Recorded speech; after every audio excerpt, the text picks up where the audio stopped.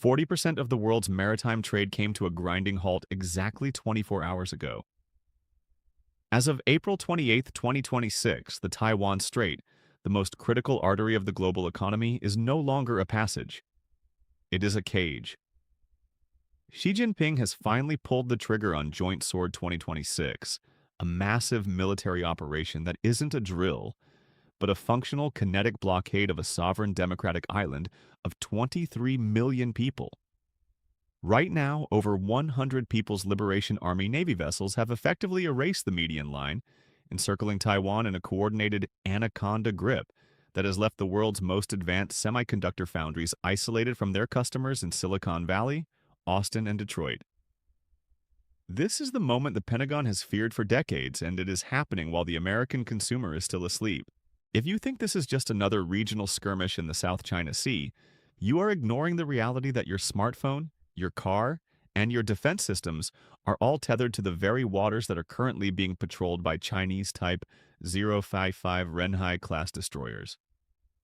We are looking at a 48-hour window that will determine if the United States enters a third world war or accepts the end of the American century. The question isn't whether China can take Taiwan by force, but whether they can starve it into submission before the U.S. 7th Fleet can even organize a response. To understand the gravity of this April 28th escalation, we have to look at the salami slicing tactics Xi Jinping has perfected since 2022. For years, the CCP has been moving the goalposts, 1 nautical mile at a time. After the 2024 exercises, which were then the largest in history, Beijing established a new normal, where crossing the median line became a daily occurrence. We were warned. In 2025, intelligence reports from the Indo-Pacific Command suggested that China was shifting from invasion rehearsals to containment rehearsals. The timing here is everything. Xi Jinping is observing a Washington that is deeply divided by a chaotic election cycle and a presidency under immense pressure to avoid another forever war. By choosing this exact moment, Xi is betting that the American appetite for a high-intensity conflict over a rock 7,000 miles away is at an all-time low. He is utilizing the Anaconda Strategy, a slow, methodical tightening of the coils designed to avoid the bloody beach scenario of a D-Day-style invasion, which could cost China hundreds of thousands of lives. Instead, he is choosing to turn off the lights and the food supply. Let's break down the strategic reality on the ground as of 08 hours this morning. The PLA has deployed a massive surface-to-air and anti-ship umbrella that extends 300 miles from the Chinese coast. We are seeing the deployment of the DF-21D and DF-26 carrier killer missiles being moved into firing positions in Fujian province, specifically targeting the Bashi Channel and the Miyako Strait. These are the 2 primary gates through which the U.S. Navy must pass to reach the Philippine Sea. In the air, over 250 aircraft, including J-20 stealth fighters and H-6K bombers capable of carrying CJ-20 cruise missiles, are maintaining a 24-hour combat air patrol. They have declared no-fly zones that mirror Taiwan's Air Defense Identification Zone, effectively grounding all commercial flights. For the first time in history, the Chinese Navy has positioned its Liaoning and Shandong carrier groups to the east of Taiwan, creating a 360-degree perimeter. This isn't just about Taiwan, it's about creating a keep-out zone for the United States. The distance between the Chinese coast and Taiwan is only 100 miles, but for a U.S. carrier strike group coming from Guam, that's a 1,500-mile journey through a gauntlet of hypersonic missiles. The geopolitical implications are staggering. We are seeing an unprecedented level of coordination between Beijing and its no-limits partners. While the world's eyes are on the Taiwan Strait, Russia has increased its naval activity in the Sea of Japan, forcing Tokyo to split its focus. This is a classic multi-front stress test for the U.S.-Japan security alliance. The G7 has already issued a grave concern statement, but statements don't break blockades. The United Nations is paralyzed because China holds a veto on the Security Council, rendering the international legal framework for freedom of navigation essentially dead. Behind the scenes, the diplomatic cables are screaming. Taiwan's president has made it clear they have approximately 14 days of liquefied natural gas reserves. If the blockade holds for 2 weeks, the island goes dark. This puts the U.S. in an impossible position. Do we lead a freedom of navigation operation and risk being the first to fire? Or do we watch the global tech hub collapse? The economic impact is where every American will feel this by the end of the week. Taiwan produces 92% of the world's most advanced semiconductors, the 5 nanometer and 3 nanometer chips that power everything from the F-35 Lightning II to the AI servers at Google and the latest iPhone. As of 6 hours ago, major shipping insurers, including Lloyd's of London, have suspended all coverage for vessels in the Taiwan Strait. This has effectively frozen 40% of global container traffic. We aren't just talking about a delay in your Amazon package. We are talking about a total halt in the supply chain for the American automotive industry.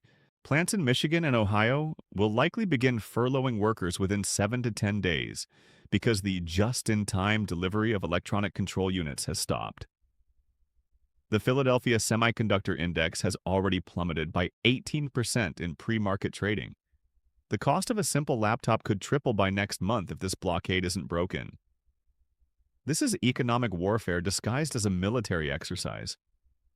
When we look at the potential outcomes, we see 3 distinct paths. The first scenario, which I assign a 15% probability, is the Western Resolve case. In this scenario, the United States organizes a multinational naval coalition, including Japan, Australia, and the UK, and physically escorts commercial vessels into Taiwanese ports.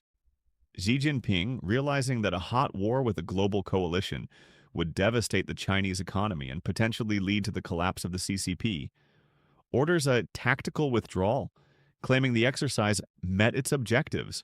This would be a massive win for the West, but it carries the highest risk of an accidental collision or a stray missile starting a nuclear escalation. The logistical reality is that the U.S. currently lacks the number of small escort ships needed to maintain this long term. The second scenario is the darkest hour, which has a 25% probability. Here, a Chinese-type 052D destroyer fires on a Taiwanese supply ship, or a U.S. reconnaissance drone is shot down over the strait. This triggers a rapid-fire escalation. Taiwan launches its Xiongfeng 3 missiles at Chinese coastal installations. China responds with a saturation strike of 2,000 ballistic missiles on Taiwanese infrastructure. The U.S. 7th Fleet is forced to engage, and we enter a full-scale maritime war. In this scenario, the global GDP is projected to drop by 10% in the first year alone. Guam and Okinawa would likely face missile strikes, and the American mainland would see unprecedented cyber attacks on the power grid. This is the scenario that keeps generals at the Pentagon awake at night, because in a theater-wide conflict so close to the Chinese mainland, the U.S. does not have the home field advantage. The third and most likely scenario with a 60% probability is the long squeeze. This is where Xi Jinping mimics the 1948 Berlin airlift blockade, but in reverse. China doesn't invade, and they don't fire the first shot at a U.S. ship. Instead, they maintain a quarantine. They stop and inspect every vessel, allowing food but seizing any strategic materials or electronics. They turn the blockade on and off like a faucet, 2 weeks on, 1 week off. This creates so much market volatility and sovereign risk that investors flee Taiwan. The economy of the island slowly hollows out, and the U.S. finds it increasingly difficult to justify a war footing for a blockade that is technically non-violent. Over 12 to 18 months, Taiwan is forced to negotiate a special administrative region status similar to Hong Kong. This is Xi's victory without war. It's the ultimate realization of Sun Tzu's philosophy, and it's exactly what the current Chinese naval posture suggests.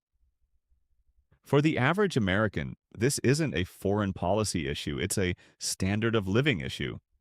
If China succeeds in this blockade, the era of cheap, accessible technology ends overnight. More importantly, the U.S. defense posture will have to pivot entirely. We currently have over 50,000 troops stationed in Japan and another 28,000 in South Korea. These forces are now effectively within the kill web of Chinese long-range precision fires, If the U.S. cannot protect the freedom of the seas in the Taiwan Strait, the alliances with Manila, Seoul, and Tokyo will begin to crumble as those nations realize that Washington can no longer guarantee their security against a rising Beijing. This would mean a massive increase in the U.S. defense budget, possibly doubling it to 7% or 8% of GDP, to rebuild a navy capable of challenging China in its own backyard. That money will come out of infrastructure, education, and social security. You might not see the ships in the Taiwan Strait from your front porch, but you will see the bill for them in your tax returns and at the grocery store. What the mainstream media is failing to mention is the internal pressure driving Xi Jinping's desperation. The narrative on CNN and Fox focuses on Chinese aggression, but they miss the why. China is currently facing its worst economic slowdown in 40 years.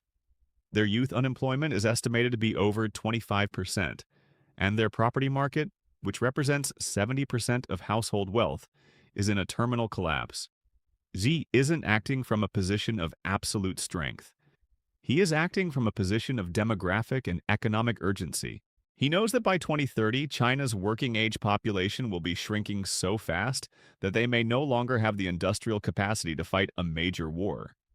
He has to move now. This is a peak China scenario where a cornered leader uses nationalism and territorial expansion to distract a frustrated domestic population. The media treats this as a chess move, but it's actually a desperate gamble by a leader who sees his historical window closing. Furthermore, the media hasn't touched on the underwater war currently happening. While we see the ships on the surface, the real battle is 500 feet below. The U.S. Virginia-class submarines are the only true advantage the Pentagon still holds, but China has been laying a massive network of undersea sensors, the underwater Great Wall, across the South China Sea. On April 28th, we received reports of massive acoustic jamming in the Bashi Channel. China is trying to blind our submarines, which are the only assets that could stealthily break a blockade by sinking Chinese transport ships. If we lose the undersea advantage, the blockade becomes unbreakable.